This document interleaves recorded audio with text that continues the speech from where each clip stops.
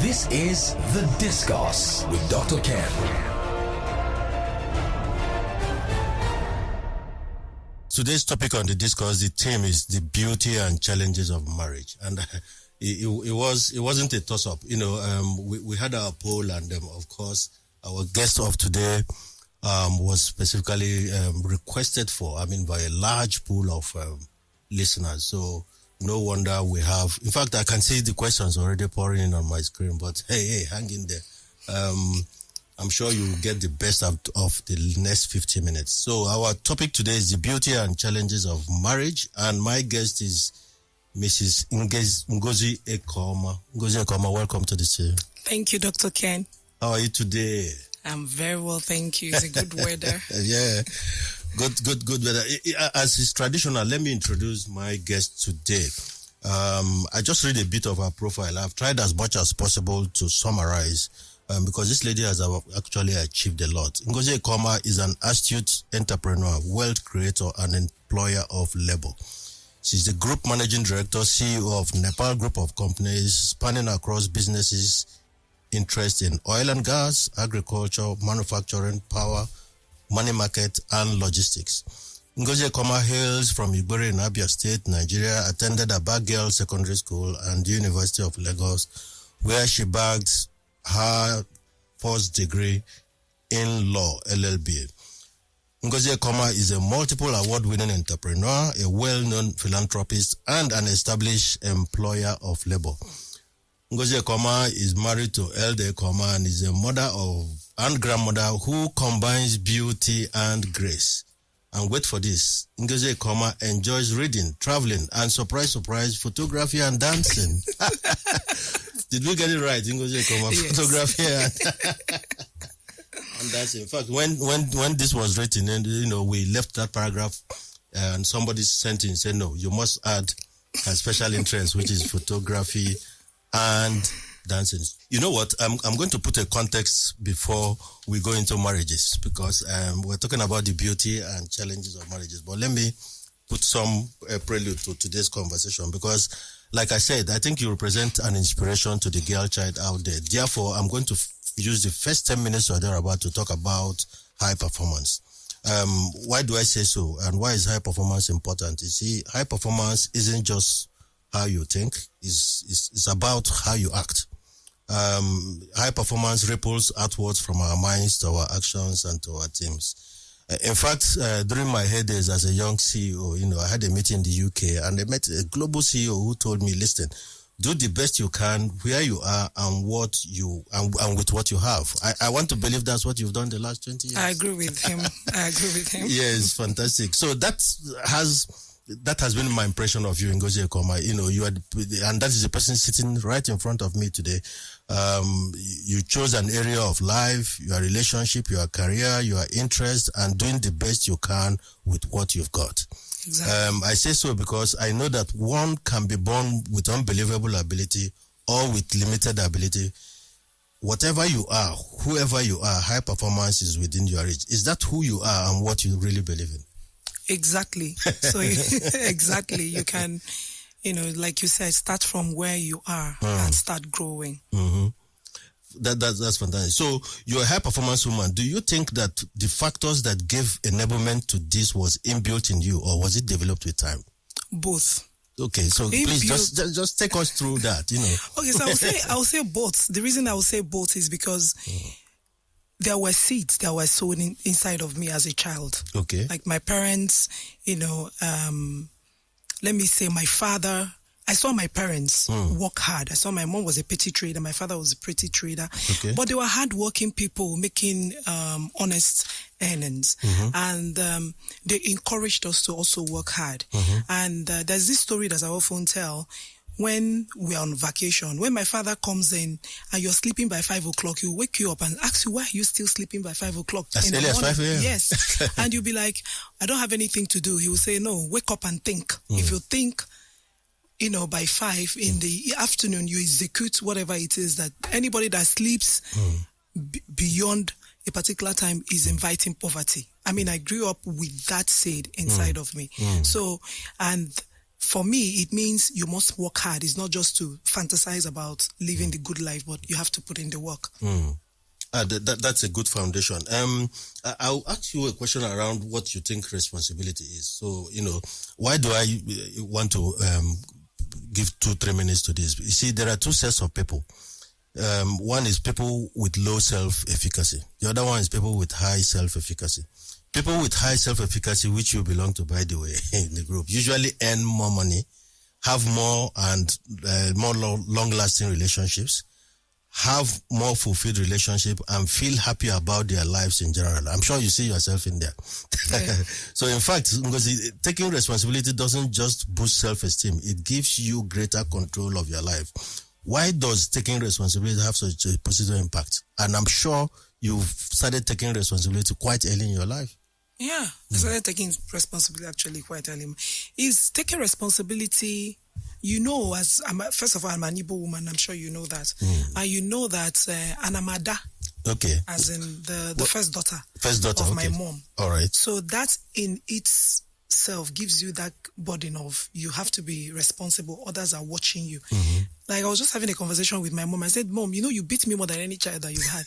He said, because you needed to turn out right so that the rest can emulate Yes. you. So taking responsibility to be direct is taking responsibility is accepting the consequences of the actions that you take or inactions, your actions and inactions, accepting so because you know that if whatever action or inaction you is going to affect you, it makes you to take the right actions. Okay. And you don't stand by and watch things also that is in action. Yeah. So it helps you taking responsibility, knowing that, okay, for instance, I took a personal responsibility. I was going to make sure that I don't have any sibling depending on me. Because, I said I want all my siblings to at least be able to feed themselves. And stand on their feet.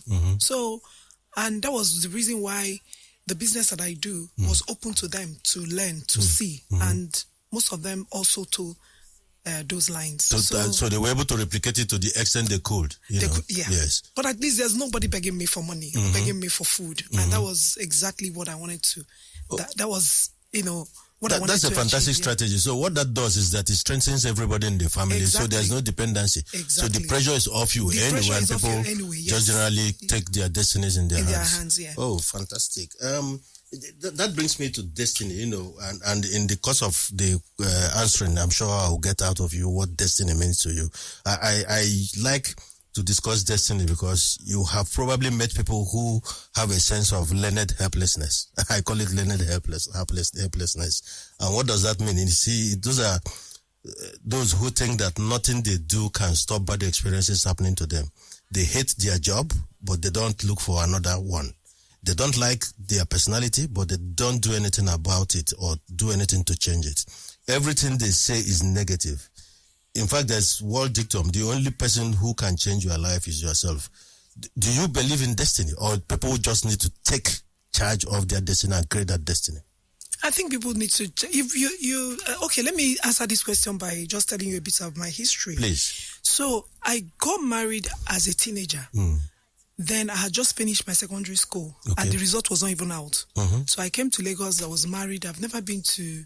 Okay, I've been to Lagos maybe twice on holidays, and I wanted to go to school. And I could have, because I was married to somebody that was, in quote, well-to-do.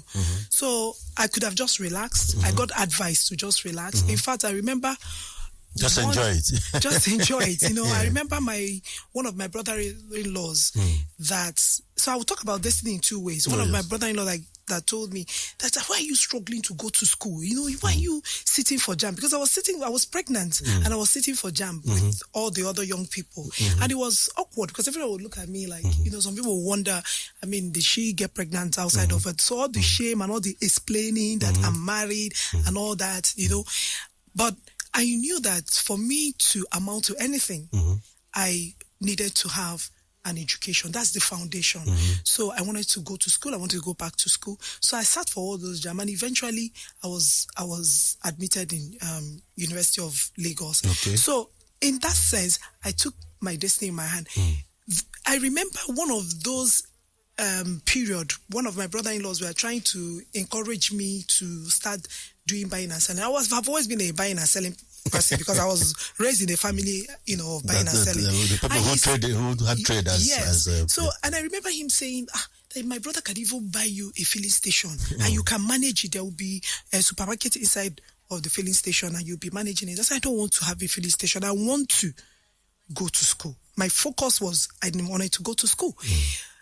Fast forward, today I have over 50 stations. Whoa. So destiny in the sense is what will eventually happen. But if you don't work towards it, it's not going to happen. It's not going to happen. So maybe he saw station maybe somewhere, the God factor, that Ngozi was, but I instead of having one, I'm controlling over 50. So that is destiny, the God factor. But if I didn't go to school, if I did not apply myself to the work that I was doing, I'll probably not have gotten that would have come to fruition. Exactly. Especially to the scale that it has come now. Exactly. In fact, talking about destiny, and I think I've told this short story on this program before, this young chap, he was so worried about his future.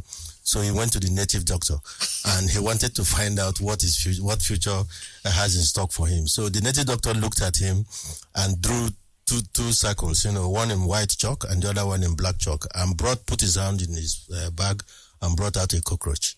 So he threw the cockroach at a neutral place and told the young boy, listen, if this cockroach moves into the black circle, you have a bleak future.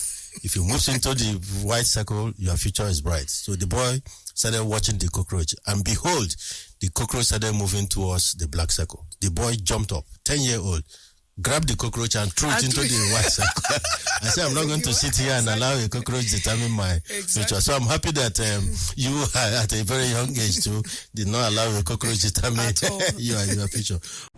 This is The Discourse with Dr. Ken. He said that behind a successful man there is a woman. You have proven that right, madam. As your name entails, Ngozi should continue. Regards to Elder Ekeoma, Mr. Obiera Ojo, or something like that from Lagos. Ngozi, you attended Aba Girls Secondary School. In your estimation, how did growing up in Aba influence your life? Because, when I saw in your profile about girls, I said, yes, I must ask this question. What did that do? Okay, so my school is not Aba Girls, is Immaculate Girls Secondary School, Omongase Aba. Shout out to all the old girls of Immaculate Girls Secondary School, Omongase Aba. I don't know why they keep, maybe because I always say I'm Aba woman. Maybe that's the reason why they just put Aba Girls. Okay.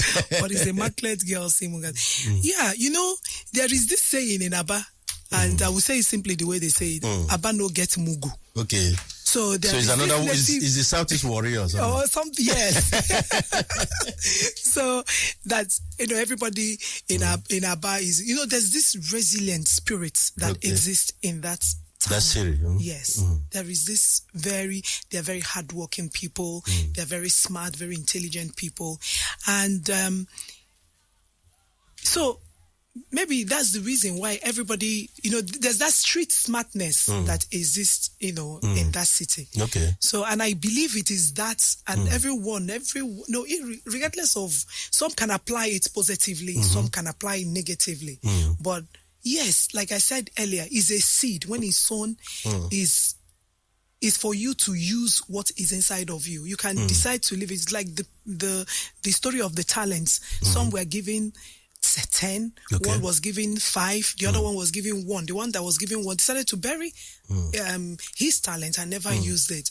So even though you grew up in that environment, the resilient environment, if you decide not to apply it, if you decide to be docile, then nothing ever would work.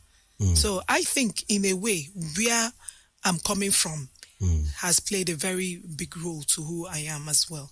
And I'm very proud of where I'm coming from. And what Aba did, isn't it? And still building, because not that you said, I know a lot of people who grew up in Aba and we've seen what has become of their life. It helped shape their life very positively, especially understanding what responsibility means and laying foundation for hard work.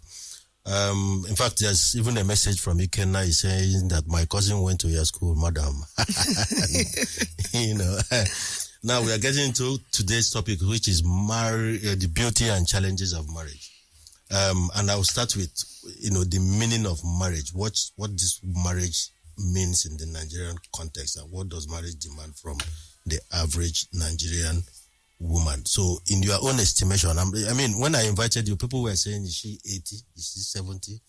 It's not the amount of time. She's 51. Yeah, she's just been married for 35 years. Can you imagine? So it's not the amount of years you've stayed in the marriage for you to understand it. And there's difference between knowing and understanding. And I want to believe that you have you are abreast of both inclinations to marriage. So, Ngozi Ekeoma, what is your interpretation of marriage in the Nigerian context? What does that demand from the average Nigerian woman? Marriage is the coming together in the Nigerian context and in African context. It is the coming together, because Nigeria is in Africa, right? So it is the coming together of two families enabled by two individuals, two strangers. I always say enabled by two individuals that are strangers, okay? And it requires integration.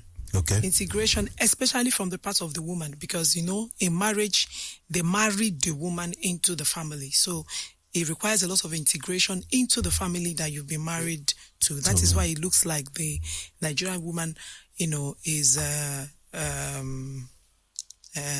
has a whole lot to do when in terms of marriage. Both parties, both the man and the woman do. But because you are married into a family, because it's that family that will even enable you to understand better who your husband is, what background, how to manage him, how to, why he because we are a makeup of our background and everything.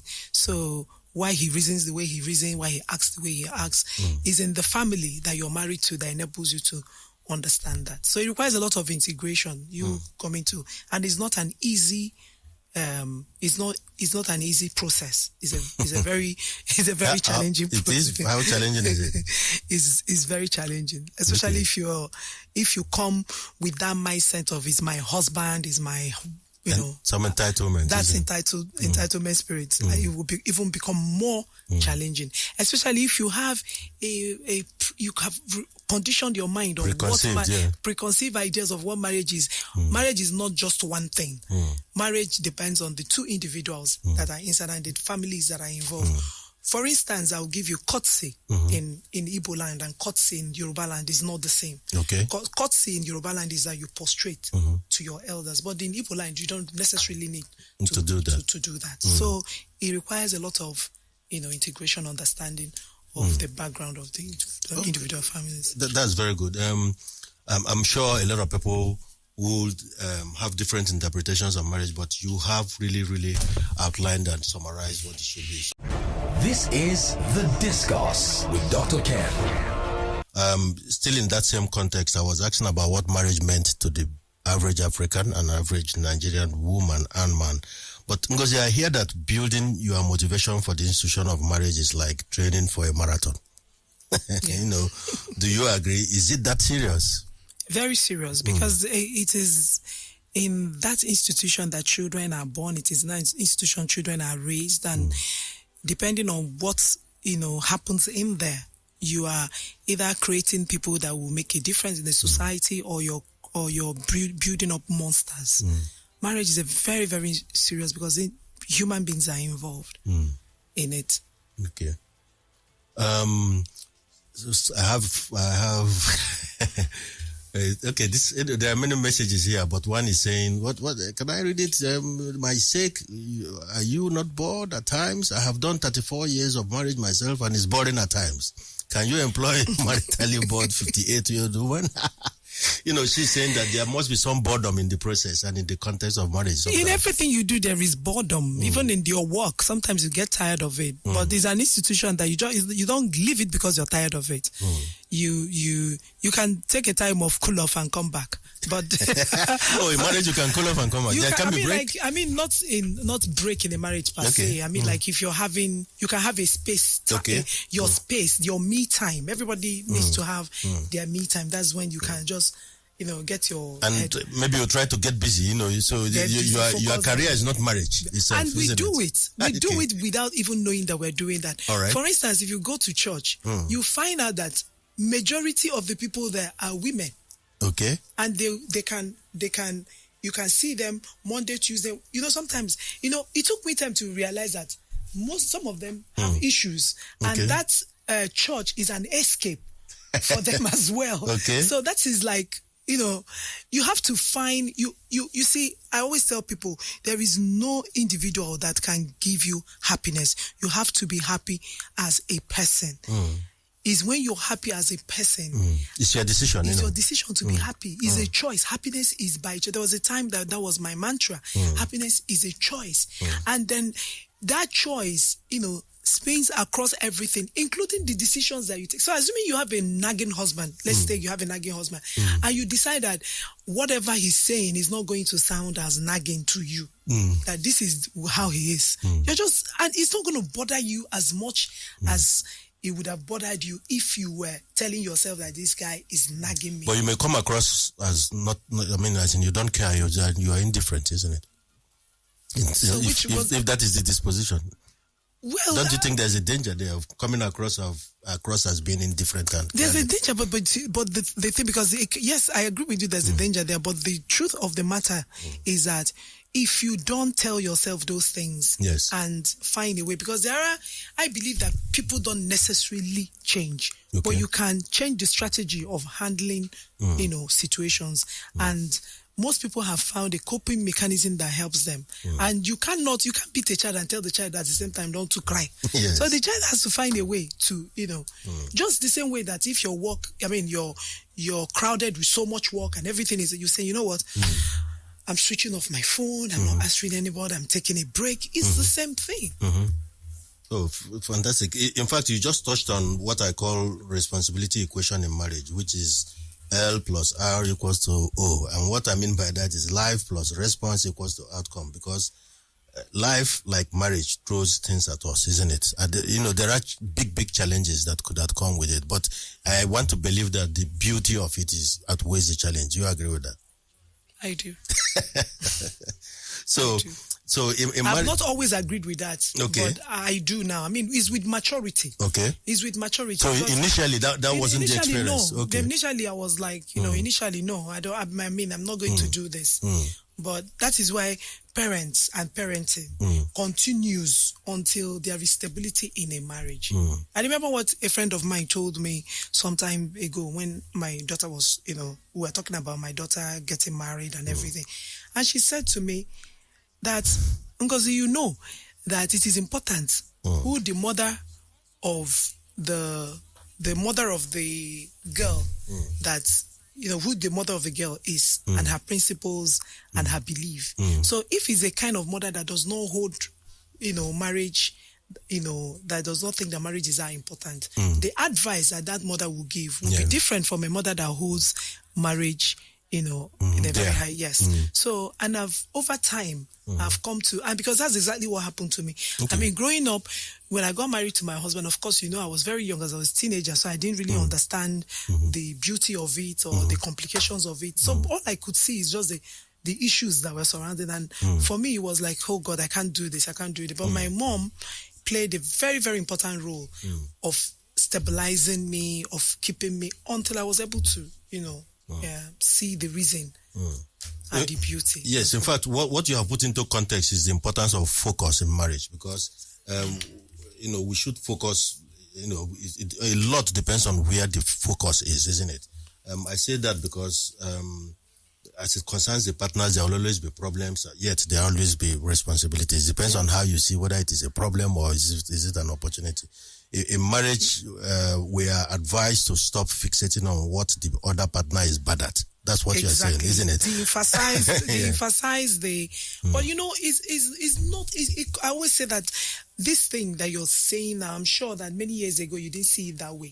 Is with maturity. Is with maturity, because you see, you can have a problem with your in the relationship. As you have a relationship with you, we can have a particular problem, and you decide to quit it and go to another relationship. You may not have exactly the same problem, but you still have a problem. So the focus should always be what the partner is good at. What the partner is good at and what the partner, because there's nobody.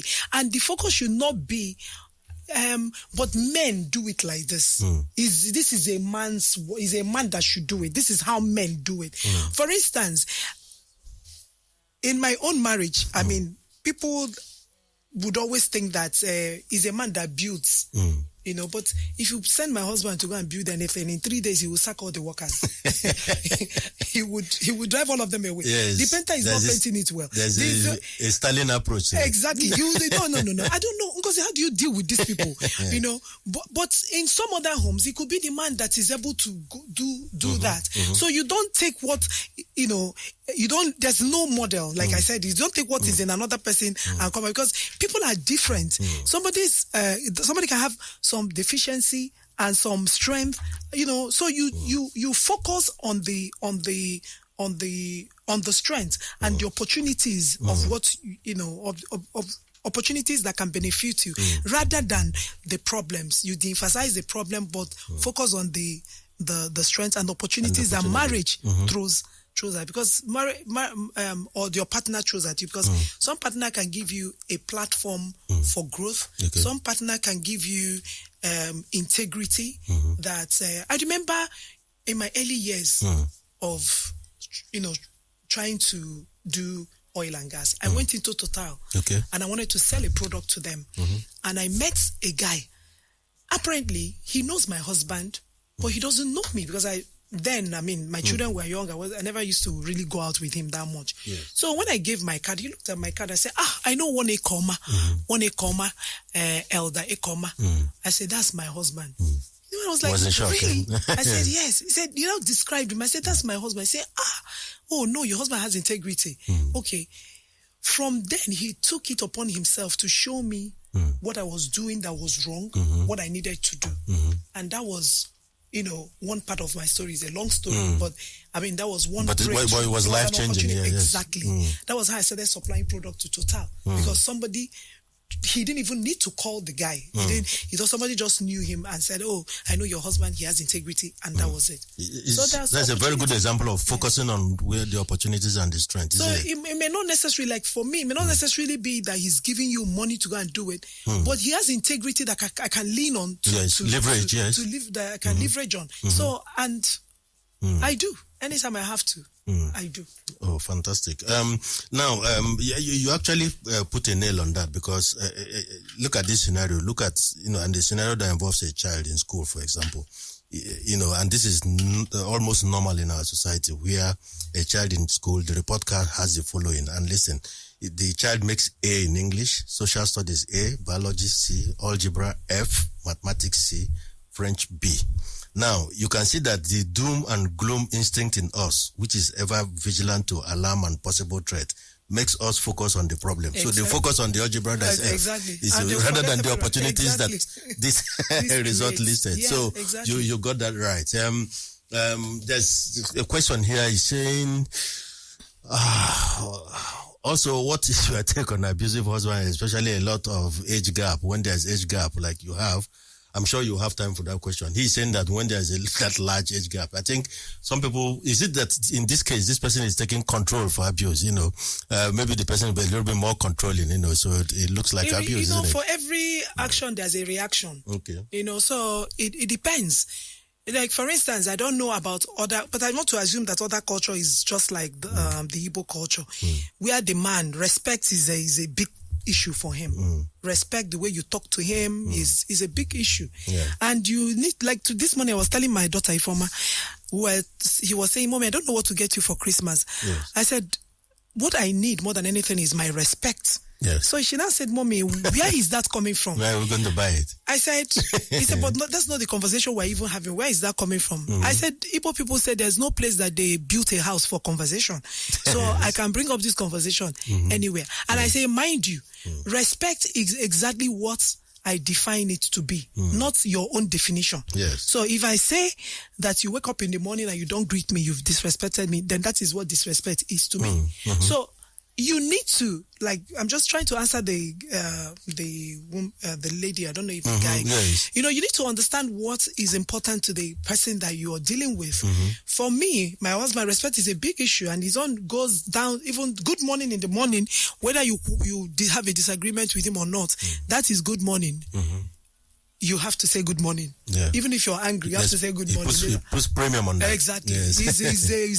So if you don't, then it's a problem. Yes. So you need to. So sometimes you find out that even though we say that we are one, we are equal, we are this, but in reality, you have to find out the ego of the person that you're dealing with and be able to bring out a strategy that helps you manage that ego. I don't personally believe that a man will just get up and start beating a woman. It has to be a reaction to something. So if you do, you have to understand that if I do this is what the consequences is going to be. So, and you try to avoid doing that. If you learn your partner, you understand your partner, you'll be able to know what is the no, what are the boundaries. Yes. This one, I can't cross those boundaries. Exactly. And those red lines, isn't it? So, I'll take you into culture, Ngozi. What is the place of culture in the Nigerian marriage context? Is it an asset or in fact a burden in marriages? We can't even. You mentioned a bit of that when you mentioned the Southwest and the Southeast. The thing is. But what is the place of culture? How does it affect? Does it bring burden or is it in fact asset? Culture is you. Culture is your way of life. Yes. Culture is the food you eat. Culture, you were brought up in a particular way. This is how it is. Throwing aside that, culture cannot be a burden. It only becomes a burden when you're trying to take away the culture and then put something that is not your culture and want it to work. Do you understand? Like you have situations like people who live abroad, okay? So we know that environments are different, but both the men and the women, they contribute to the finances of the family and everybody is contributing and all that. But if you're married, for instance, me, I'm from the East, for a typical Igbo man, you will know that there is nothing about the environment where he finds himself that will make him, behave exactly the way of the Western. Nothing. He will not go and wash plates, except if he does it willingly. If you make it a job for him, it becomes a problem. Okay. I don't know if you understand. What if he lives overseas, for example? That's if he lives overseas and he decides to do, for me. Or if the family lives overseas, that's what I mean. If the family lives overseas, you still need to manage that. There must be some way balance in there. Exactly. Because you can't take away, that's who he is. Yes. You can't take away. He's like. So forcing him to do that, you are taking away the man in him, isn't it? That's in the Igbo context. In the Igbo, that's how he would see it. Okay. Look at it when you go to Dubai or you go to Arab countries, they tie their hair. Okay. No matter the education, they will tie their hair. Do you understand? An Hausa man, no matter how educated he is, if he's the type that would wear, that his culture demands that he will wear the jalabia and cover, he will do that regardless. Yes. So your culture, the way you eat, the way you see, the view, everything is your way of life. The problem is when you take a bit of this that you think is more modern and more accepted, and you take it without considering the makeup of your partner who you are married to, and you want to impose it on your situation. That is where the problem is. That is the problem, and that is the problem that I see even with the young people. Oh, they go on social media, they know that they learned about something, and they want to come and impose it. So culture for me shouldn't be a burden. It's only when we except if you're talking about culture by way, because the culture is the whole essence of who we are. Marriage, like I defined in the beginning, is the coming together of two families. That means two cultures. So if you're a man and you're married, you're Igbo, and you're marrying Yoruba, it means that it's the coming together. So those two cultures, exactly. So are you now going to change the person? This is how that. I mean, people are difficult to change. And you walked into it. You knew what it was anyway. So why? So I don't think anybody saying culture is no, it's not that it's not a debate, but I just wanted to know whether which one outweigh the other, but you are saying that culture is everything. Culture is who we are. It's who you are. It's who we are. It only becomes a burden when you try to fuse Western culture to without. I mean, there are things that will not matter.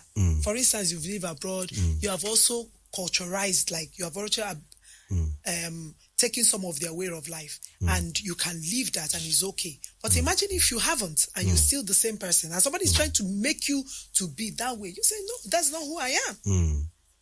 Oh, fantastic. Some guy is saying, listen, I hope that Gen Zs are listening to what you are saying, because that does not seem to be the case.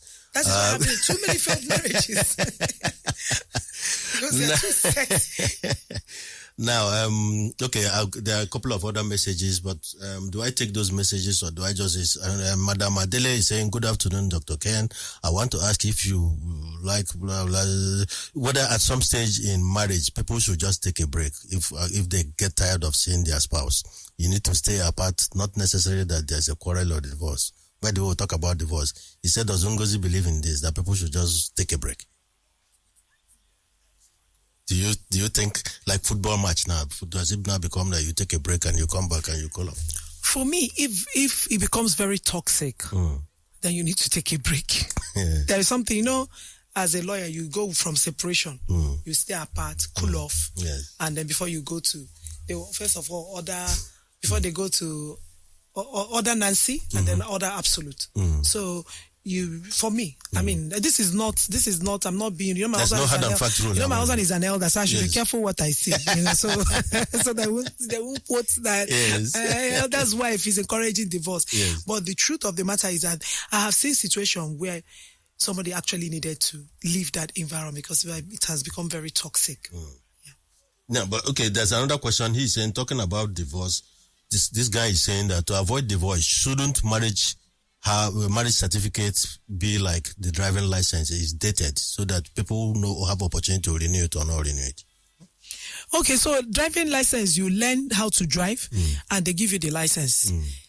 That's different. Okay. Marriage license, they give you from the start. Marriage certificate, yes. So it's from the start. So from the start, it's not renewable. So because he's asking, why don't you put a date there so it takes out all the legalities? Because you don't learn how to. Every other thing that you get certificate for, you learn it before they give you certificate. It's only marriage that they give you certificate before you go in. So it's different. Should they start issuing then? Should we consider issuing certificate? Because it's impossible to issue certificate after learning marriage. You don't learn marriage. Okay. Do you understand? Are you getting the joke? I'm trying to. Yes. So, in marriage, yes, you are giving certificate, then you go in. Yes. Before you're giving certificate as a lawyer, you will learn it. You go through school and they give you certificate. Yes. That's just how it is. That's the order. So you can't change it. That's what I'm trying to get at. No, I because get it. It means go and test the marriage when you this thing, then you will not give you certificate. That cannot happen because of the whole essence of what marriage is all about. Yes. I get that. I was just trying to expand the conversation. Now, I want to address the issue of authenticity. Who needs to be more authentic in the union, the man or the woman? And where the man is less authentic or the woman is less authentic, where is the impact of deficiency more? Well, I think both need to be. Authentic. But then we know that I'll go back to my culture. It is believed that it's a woman that keeps the house. Okay. That is a woman that makes the home. Is the woman that covers the man. Is a woman that... It is the belief. This is what we believe. And then if you really look at it deeply, you will know that belief is actually true. Okay. Because the woman has the nurturing... Is the woman that nurtures the family. Is the woman that has the nurturing gift for the family. So where the woman does not have that, and assuming the man is... that's why we also, as mothers, we need to be careful how we raise our children. Okay. Because all these things are somebody will wake up one morning and say, I'm not a girl again, I'm a boy. I'm not a boy, I'm a girl. This is what, because of globalization, we are now seeing it even happening in our environment. But if you look at it, you find out that in our mother's time, we were raised as girls. And the boys were raised as boys. So as a girl, you were raised to nurture. You were raised to know that you need to be the solid rock that holds your family. That I don't think is happening right now. So you find, a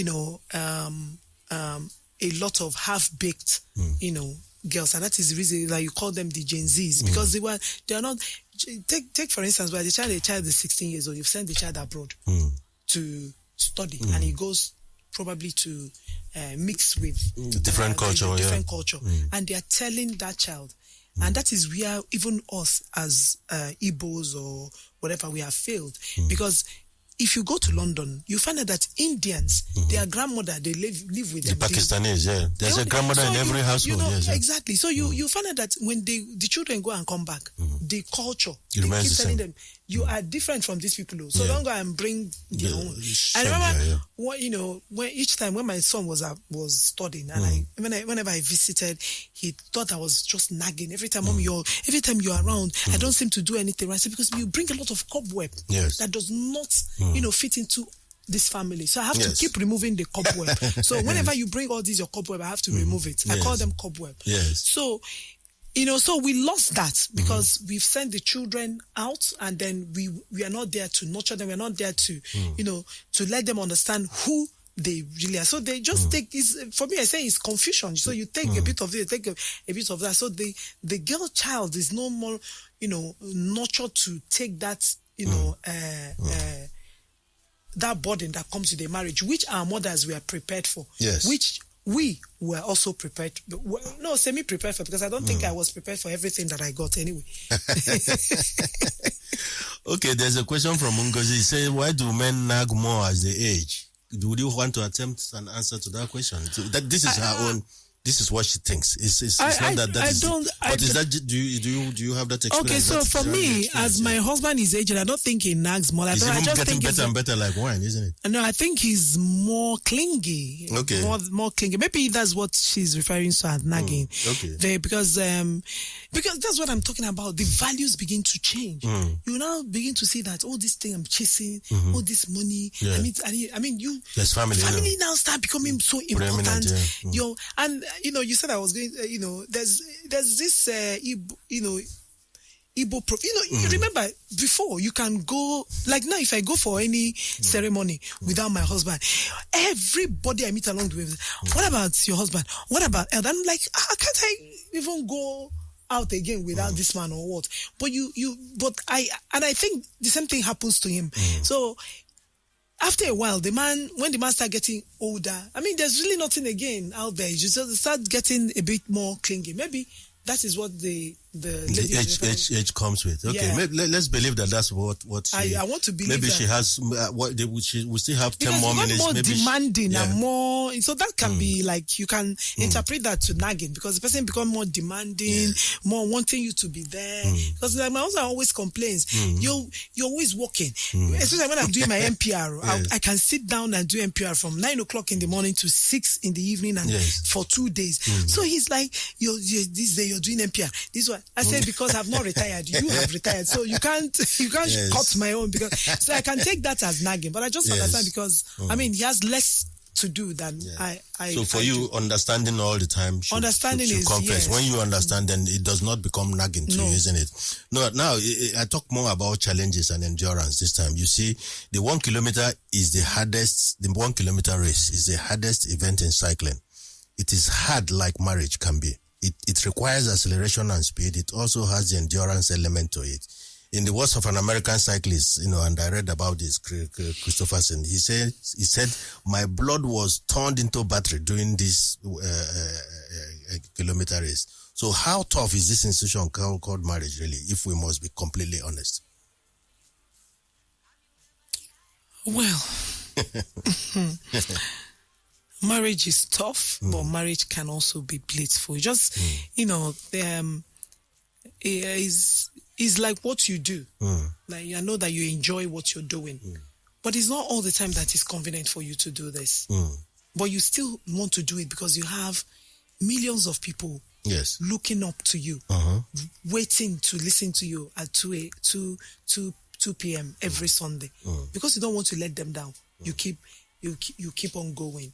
So even though sometimes there could be challenges, tough challenges, especially when there are issues of childlessness and those, or a sick child that you have to be battling with, and other emotional challenges that come with marriage, which even if I always tell people, even if you're not in a marriage, you could still have this exactly the same kind of issues. That you have somebody that you can even share that problem with and that burden with is even a plus. It's a plus. It's a plus for you, because you can just have. So all the single people, are they free of problem? No, they're not free of problem. So why is it that is it people like somebody was telling me a story about how a young girl surrounding herself with unmarried people. So when she has problem with her husband, she will go. They say, "You're the one that's tolerating the man. You're the one that's tolerating the man. It's me. I cannot tolerate him like that. Nonsense. This one."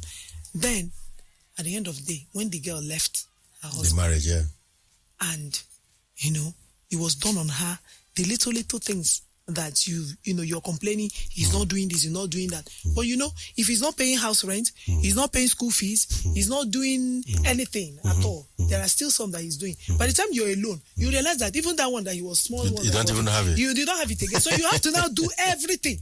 Then it will now be done on you that I should have just been managing the one that I have. Yes.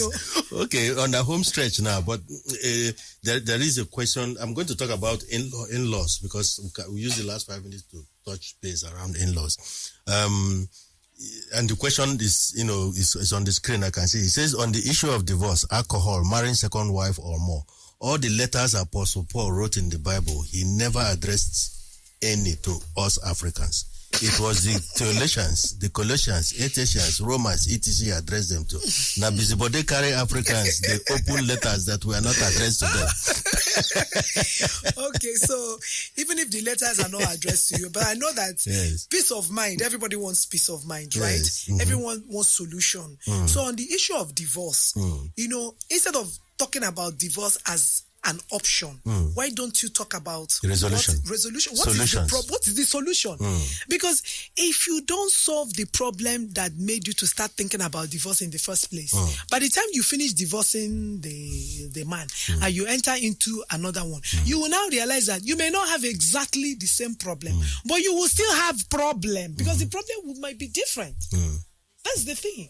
I've had to sit down with someone, and I said to the person, every time you say, I want to leave him, I say, okay, let us say it. If you leave him, 1, you have 3, I'm tired. In short, I'm just tired of the. I have said that, please. I have said that myself. I am tired. I cannot do this anymore.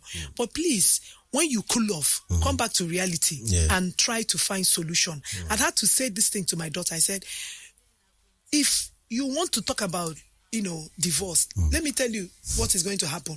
1, you have 3 children. So now there will be a battle. Who will the children stay with? Of course, I will not allow them to stay with you, because you're busy looking at your Instagram. You won't look at my grandchildren. So I will not ever allow you to say, Mommy, that's unfair. I say, yes. I said, then all the bills is on you. 100%. 100%. All the bills. So if all the bills, is it not better that, and then I always try to tell the young ones that marriage is partnership. Whatever you're good at, do it.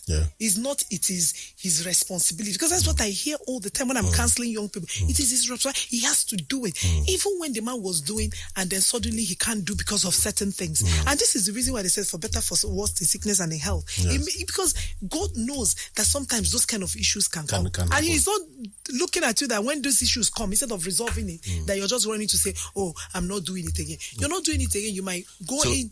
Yeah, sorry, I didn't. Yeah, go ahead, please. Then you might go into another relationship, and I find out that you have even a much bigger challenge. So for me, what is the problem? If the problem is communication, can we be honest about it? Yes. If the problem is finance, can we be honest about it? And just discuss it. Let's discuss it, and let us discuss it with openness. Let us discuss. But what I find out, finding solution. But what I find out is that a lot of time the men don't like to be open. Yeah. So please, I'm just using this opportunity to say, please, men, be open. Be open about happenings in your family. Great. With the mindset of resolution, not divorce. Okay. Divorce should only be an option when life is at risk. So I'm happy you addressed the men, because Michael said when he heard the topic for today that he initially wasn't interested. But as the program started and continued, he realized that it was important for men to tune in, and he has tuned in all the way. Now, Ngozi, issues around handling difficult in-laws. In-laws result from marriage, the moment a person decides whom they marry, the in-laws are automatically determined. One does not choose his in-laws. So what are the causes of in-law palaver in marriages, and how can we handle them in your own experience? For instance, you have to find different strategy for different particular kind of in-law. There are in-laws that are very difficult. And I want to say it's not all in-laws that are difficult. It's not all of them. There are good ones, and there are ones that are difficult. And I also want to say that love wins even the most difficult person. When I got married, I will tell you, if you ask me about my in-laws, then I will tell you that the most horrible set of people, because I felt that they were not kind to me.